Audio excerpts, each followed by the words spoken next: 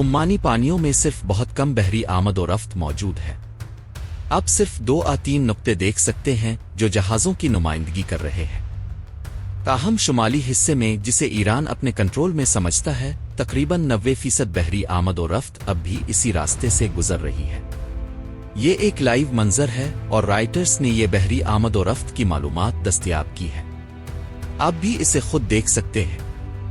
لہٰذا اس وقت جب ہم بات کر رہے ہیں، رائٹرز کی لائیو فیڈ کے مطابق آبنائے ہرمز سے گزرنے والی وہ بحری آمد و رفت جو ایران کی نگرانی میں ہے، مسلسل جاری ہے۔ باقی بحری آمد و رفت 10% سے بھی کم ہے۔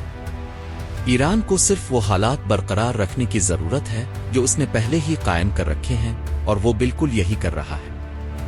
جیسا کہ ہم نے آپ کو دکھایا، ایران کو ہر امریکی حملے کا جواب اتنی ہی تعداد میں میزائل داغ کر دینے کی ضرورت نہیں ہے، کیونکہ جب گرد بیٹھ جائے گی تو ایران صرف کھڑا ہو کر یہ کہے گا، ایک بار پھر میں بچ گیا، اور آبنائے ہرمز اب بھی میرے کنٹرول میں ہے۔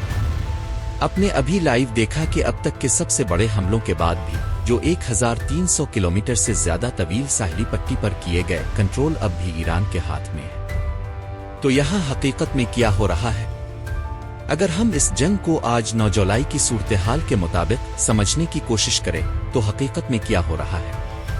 یہ تیسرا حصہ بھی ابھی تک ختم نہیں ہوا، کیونکہ ابھی تک امن قائم نہیں ہوا۔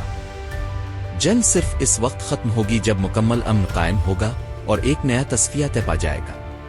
گزشتہ رات نے اس بات کی تصدیق کر دی کہ وہ امن جس کی بہت سے لوگ توقع کر رہے تھے، ابھی تک قائم نہیں ہوا۔ ایران کے خلاف اس بتدریج چلنے والی مہم کا پہلا مرحلہ اسلامی انقلاب کے بعد شروع ہوا۔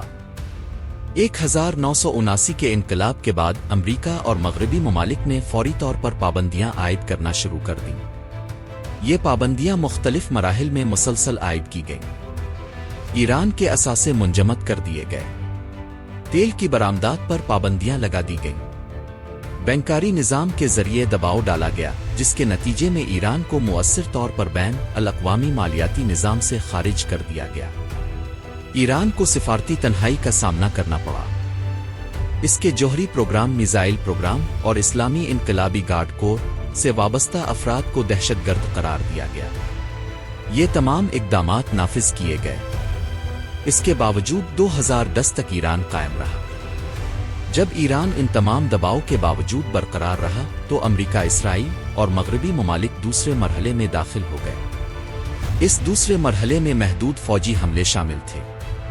اس میں خفیہ کارروائیاں، انٹیلیجنس سرگرمیاں، پراکسی جنگیں اور ایران کے گرد سرگرم علیحدگی پسند گروہوں، سیاسی مخالفین اور مسلح تنظیموں کی حمایت شامل تھی۔ اسی دوسرے مرحلے کے دوران ایران کی اعلیٰ قیادت کے قتل کا سلسلہ بھی شروع ہوا۔ دوسرے مرحلے میں ایران کے رہنماؤں، ماہرین، فوجی ماہرین اور جوہری سائنسدانوں کو نشانہ بنایا گیا۔ مثال کے طور پر نومبر 2010 میں ایران کے ممتاز جوہری سائنسدان مجید شہریاری کو قتل کر دیا گیا۔ جولائی 2011 میں ایک اور معروف جوہری سائنسدان دارویش رضائی نژاد کو تہران میں قتل کر دیا گیا۔ جنوری 2012 میں ایک اور ممتاز جوہری سائنسدان مصطفیٰ احمدی روشن کو بھی قتل کر دیا گیا۔ اس سے پہلے 2010 میں ایک اور ممتاز ایرانی سائنسدان مسعود علی محمدی کو بھی قتل کر دیا گیا تھا۔ کار بموں کے ذریعے حملے کرنے کا ایک طریقہ تیار کیا گیا اور افراد کو تربیت دی گئی تاکہ وہ تہران میں بار بار ایسے حملے کر سکیں۔ 2020 میں قاسم سلیمانی کو قتل کر دیا گیا۔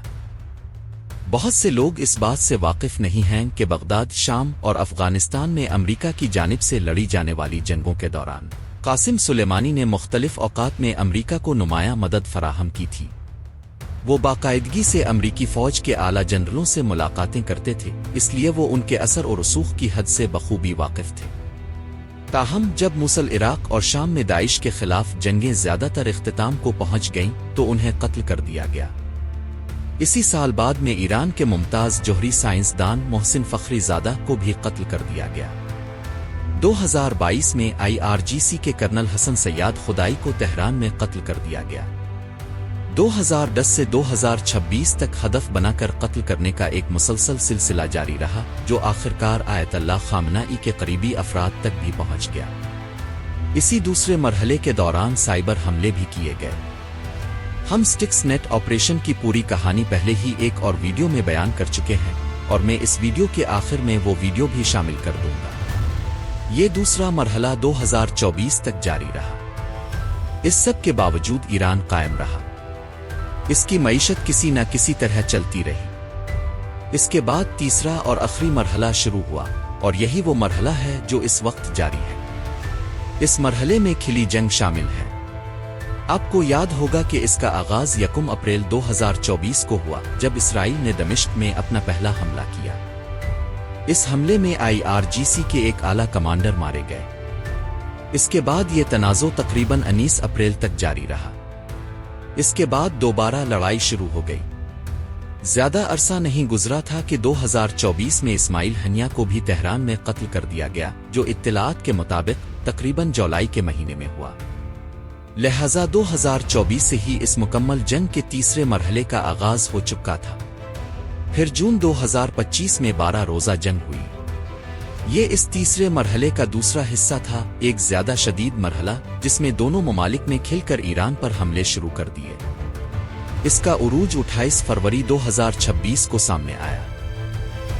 یہ وہ 3 مراحل ہیں جن کے ذریعے، جیسا کہ میں اسے بیان کرتا ہوں، ایران کے خلاف وہ ٹکڑا با ٹکڑا چلنے والی مہم آگے بڑھی ہے۔ امریکہ، مغربی ممالک اور اسرائیل اب تیسرے مرحلے میں داخل ہو چکے ہیں۔ جیسا کہ میں اپنی ویڈیوز میں بار بار وضاحت کرتا ہوں، یہ ایران کے خلاف ایک مرحلہ وار مہم ہے۔ یہی طریقہ اس سے پہلے کئی دوسرے ممالک کے خلاف بھی استعمال کیا جا چکا ہے۔ انہوں نے ابتدا میں چین کے خلاف بھی پابندیوں کے ذریعے پہلا مرحلہ شروع کرنے کی کوشش کی تھی، تاہم چین کبھی بھی اس پہلے مرحلے سے آگے نہیں بڑھا کیونکہ وہ پہلے ہی بہت طاقتور تھا۔ لیکن ایران اب تیسرے مرحلے تک پہنچ چکا ہے۔ 17 جون کو مفاہمتی یادداشت پر دستخط ہونے کے بعد ہم نے بار بار آپ کو بتایا تھا کہ تنازع حقیقت میں ختم نہیں ہوا تھا۔ دونوں فریق صرف نئے وسائل جمع کر رہے تھے، نئی منصوبہ بندیاں تیار کر رہے تھے اور اگلے مرحلے کی تیاری کر رہے تھے۔